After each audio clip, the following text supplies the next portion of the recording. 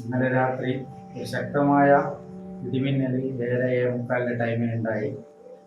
ആ ടൈമിന് എൻ്റെ വീടിൻ്റെ മുകളിലത്തെ ഒരു റൂം പൂർണ്ണമായും കത്തി നശിച്ചു. ഈ റൂമിലാണ് എല്ലാ സാധനങ്ങളും, വീട്ടിൻ്റെ പ്രധാനപ്പെട്ട സാധനങ്ങൾ ഈ റൂമിലാണ്. നാല് ഡ്രസ്സുകൾ, മറ്റ് ഡ്രസ്സുകളെല്ലാം ശേഖരിക്കുന്ന റൂം. എല്ലാവരും പൊതുവെ ഉപയോഗിക്കുന്ന റൂമാണിത്. പെരുന്നാൾക്കെടുത്ത ഡ്രസ്സുകൾ പൂർണ്ണമായും കത്തി നശിച്ചു. കട്ടില, ജാലകം, ബെഡ്, കസേരകൾ.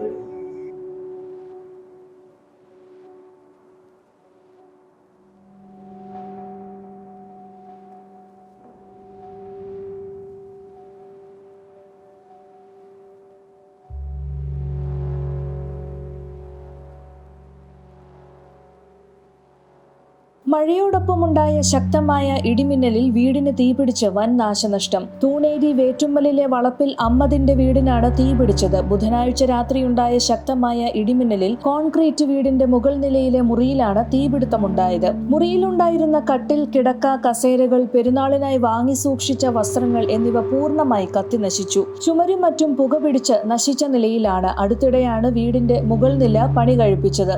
സംഭവം നടക്കുമ്പോൾ അമ്മദും ഭാര്യയുമായിരുന്നു വീട്ടിലുണ്ടായിരുന്നത്. വസ്ത്രങ്ങൾ കരിഞ്ഞ ഗന്ധം പുറത്തേക്ക് വന്നതോടെയാണ് വീടിനുള്ളിൽ തീപിടിച്ച വിവരം വീട്ടുകാർ അറിയുന്നത്.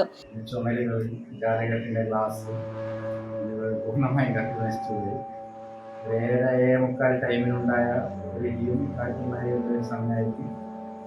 ടൈമിനാണ് ഇതൊക്കെ പൂർണ്ണമായി കത്തിനശിച്ചത്. ഞാൻ വീടിൻ്റെ പുറത്തായിരുന്നു. അമ്മ വിളിച്ച് തീപിടിച്ചിട്ട് വീട്ടിൽ ഞാൻ പുറത്തുനിന്ന് കാണുന്നുണ്ട്. ഒരു ഭയങ്കര തീയായിട്ടാണ് മുകളിലൊക്കെ നില കാണുന്നത്.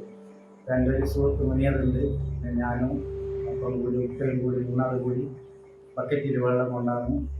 കറണ്ടും ഇല്ല, മോട്ടർ അടിക്കാനുള്ള ഇതുമില്ല, കറണ്ടില്ലാത്തതുകൊണ്ട് അത് പൈപ്പിൽ നിന്ന് വെള്ളം എടുത്ത് മൊത്തം കത്തി നശിച്ച സാധനങ്ങളൊക്കെ തീക്കെടുത്ത് അങ്ങനെയാണ് കൊണ്ടുവരുന്നത്. ഫയർഫോഴ്സിനെ വിളിക്കാനില്ല. ഫയർഫോഴ്സിനെ വിളിക്കുമ്പോഴേക്ക് ഏകദേശം കത്തി നശിക്കുക. ടൈം ആകുമ്പോഴേക്ക് എന്തായാലും അരമണിക്കൂർ എന്തായാലും ആവുമല്ലോ. ഈ ഒരു സമയം ഞാൻ കളഞ്ഞില്ല. പൂർണ്ണമായി എടുക്കാനുള്ള ശ്രമത്തിന് എല്ലാവരും വിജയമായിട്ട് കിട്ടി.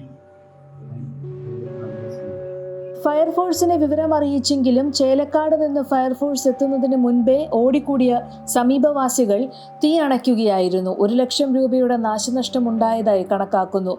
നാദാപുരം കൺട്രോൾ റൂം പോലീസ് അധികൃതർ സ്ഥലത്തെത്തി. റവന്യൂ അധികൃതരെ വിവരമറിയിച്ചതായി വീട്ടുകാർ പറഞ്ഞു.